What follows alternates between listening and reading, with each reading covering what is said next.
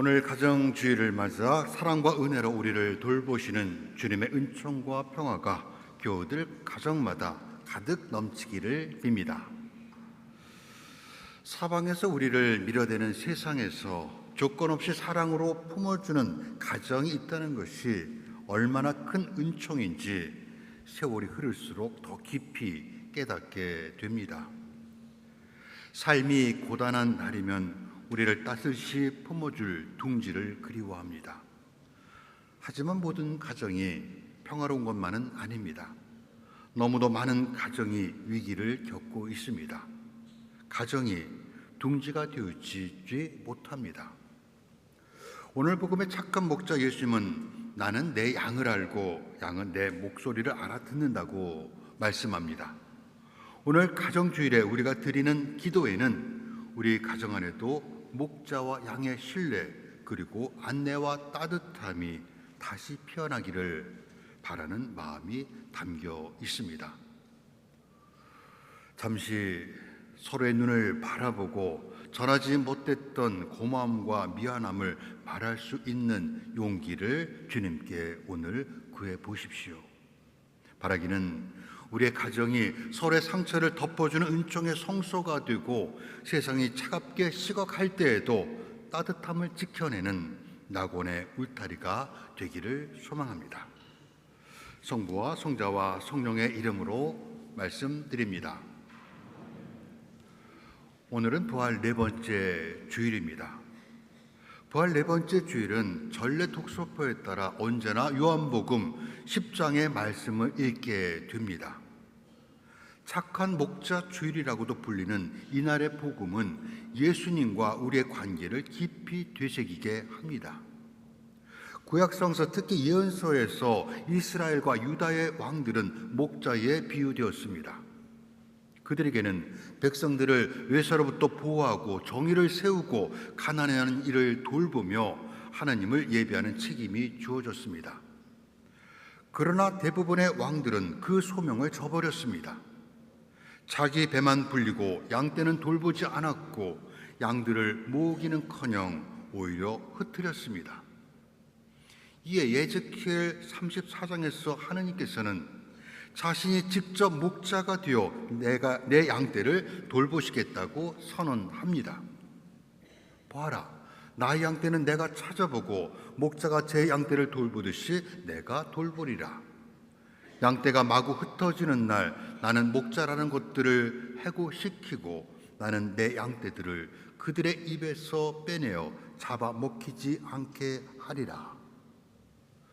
오늘 복음에서 예수님께서 자신을 착한 목자라고 선언하신 것은 바로 이 에스겔서를 배경으로 하고 있습니다. 오늘 복음은 추운 바람이 부는 한겨울 예수님께서 쓸쓸히 예루살렘 성전 뜰을 거니시는 장면으로 시작합니다.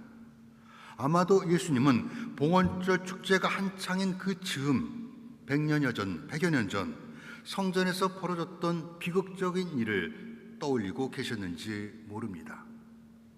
기원전 167년 시리아 총독 안티오쿠스가 예루살렘 성전을 침탈하여 제단 외에 유다인들이 그만 돼지고기를 울리고 이방 종교의 신상을 세워 성전을 모독했습니다.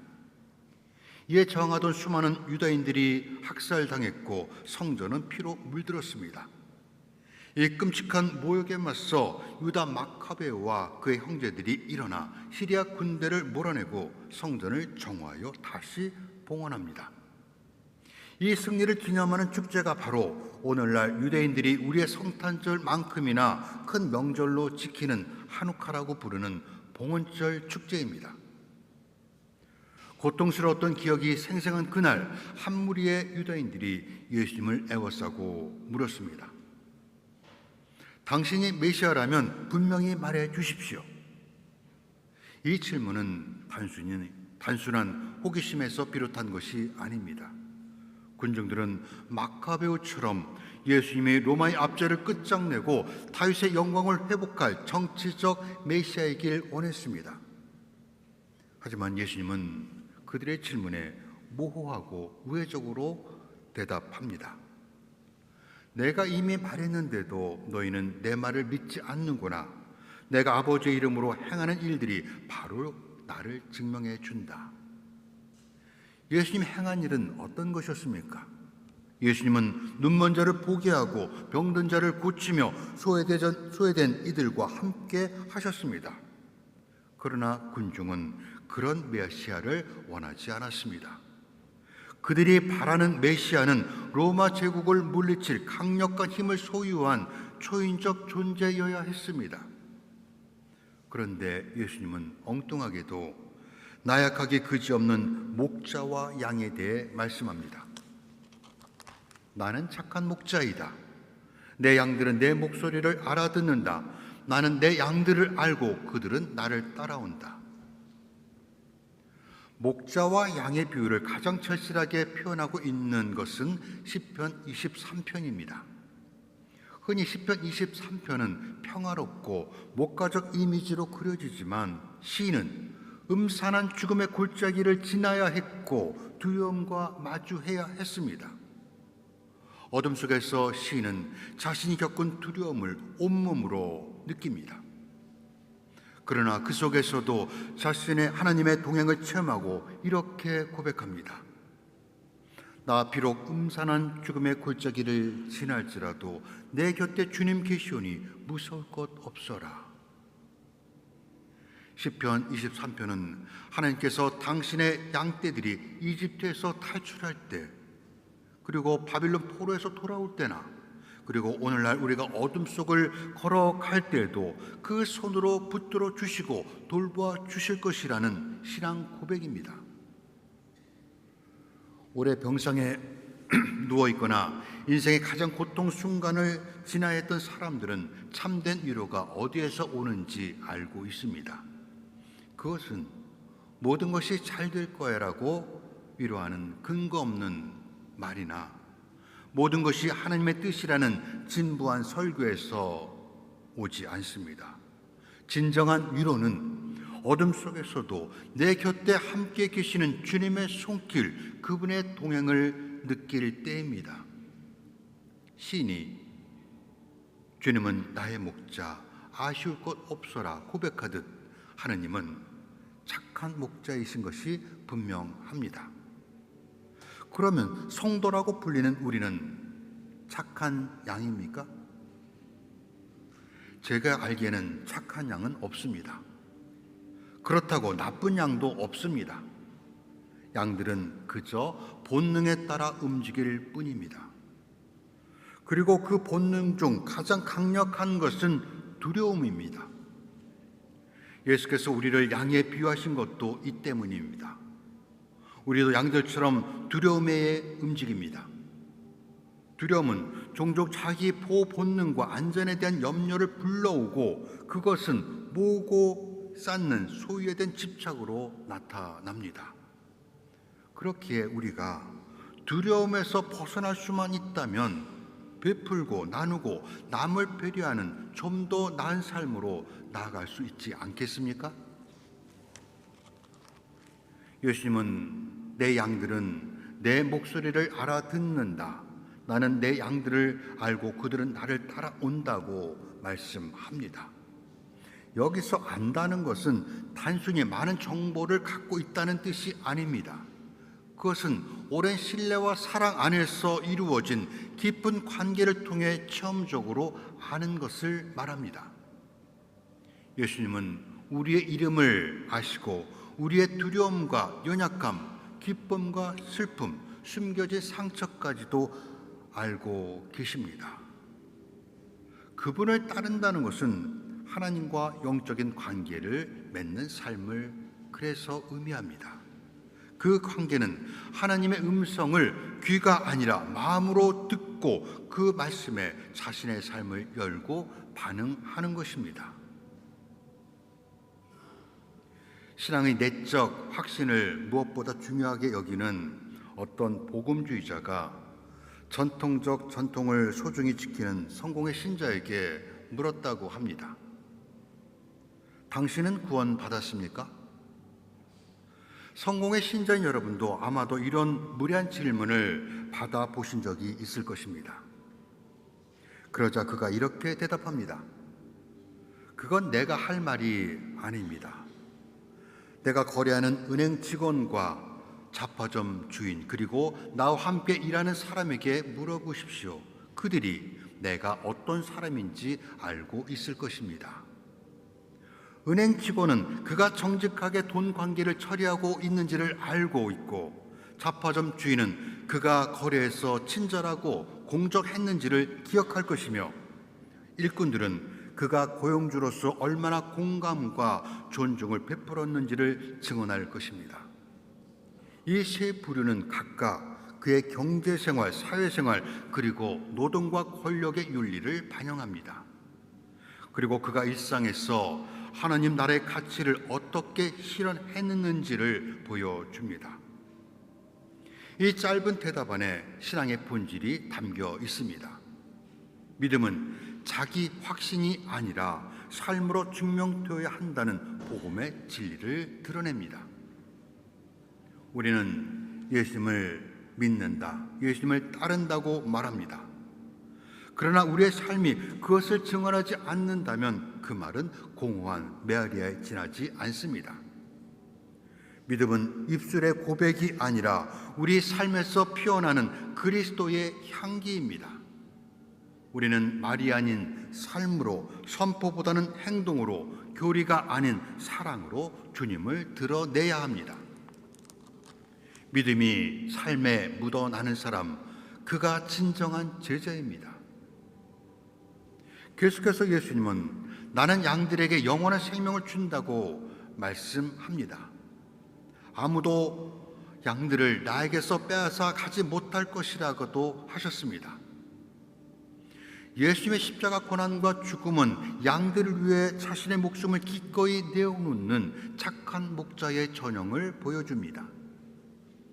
목자가 자신의 목숨을 걸고 양떼를 돌보는 것은 우리가 착한 양이었거나 완전해서가 아닙니다.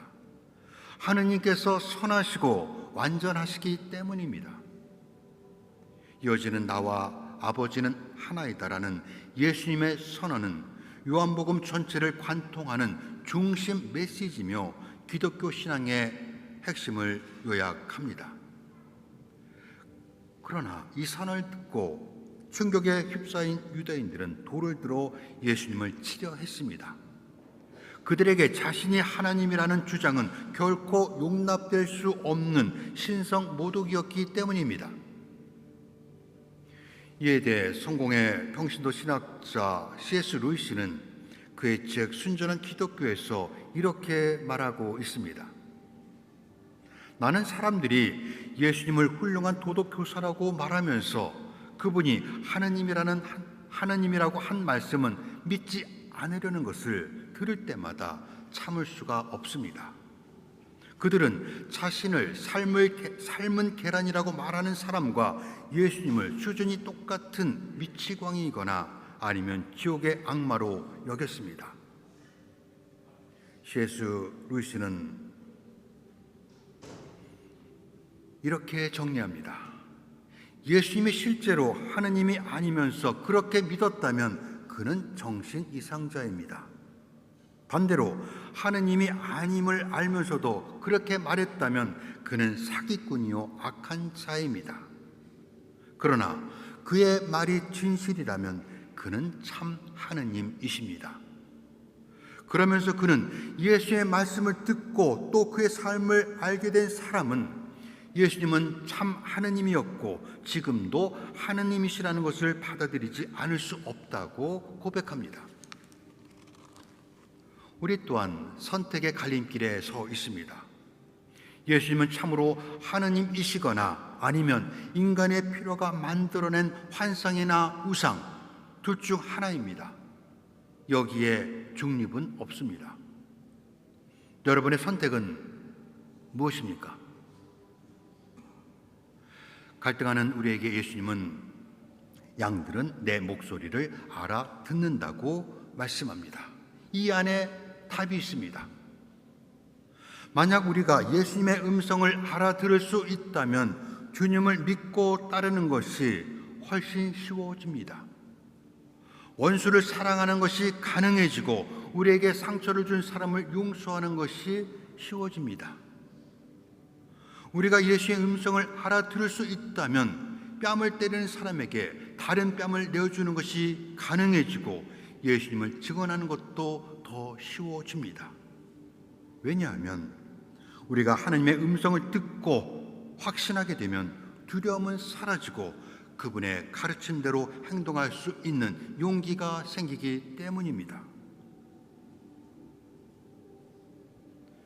그러나 세상은 수많은 소리들로 우리를 혼란스럽게 합니다. 지금도 그렇지 않습니까? 한번 들어보십시오.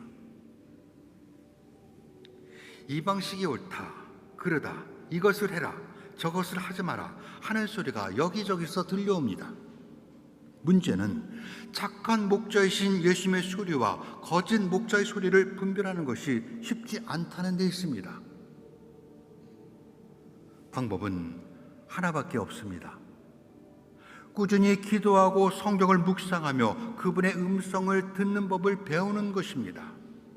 듣고 또 듣다 보면 양들이 목자의 소리를 알게 되듯 그분의 음성을 분별할 수 있게 됩니다.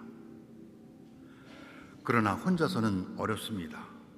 그래서 우리 교회가 지난 사순절기부터 시작한 전래 독서 소모임이 하나님의 음성을 들을 수 있도록 여러분을 도와줄 수 있습니다.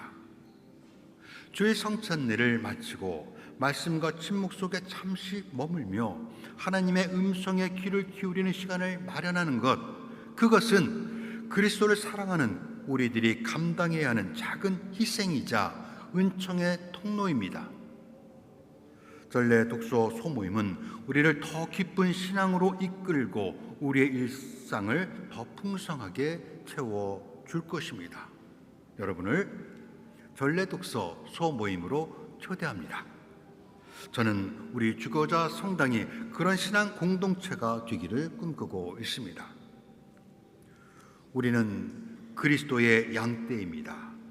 우리는 이 확신을 박해받는 초기 그리스도인들에게 신앙의 용기를 주기 위해 기록된 요한묵시록에서 다시 한번 확인하게 됩니다. 요한은 그들은 다시는 줄이지도 목마르지도 않을 것이며 태양이나 어떤 뜨거운 열도 그들을 괴롭히지 못할 것이요 옥자 한가운데 계신 어린 양이 그들의 목자가 되셔서 그들을 생명의 샘터로 인도하실 것이며 그들의 눈에서 눈물을 말끔히 씻어 주실 것입니다라고 말합니다. 이 약속은 불확실한 시대를 살아가는 우리에게 담대히 그러나 겸손하게 세상을 살아갈 수 있는 위로와 용기를 줍니다. 우리는 착한 목자 예수님의 돌봄을 받는 양들입니다. 동시에 이웃의 아픔과 상처를 돌보는 작은 목자로 살아가라고 부름받은 사람들입니다.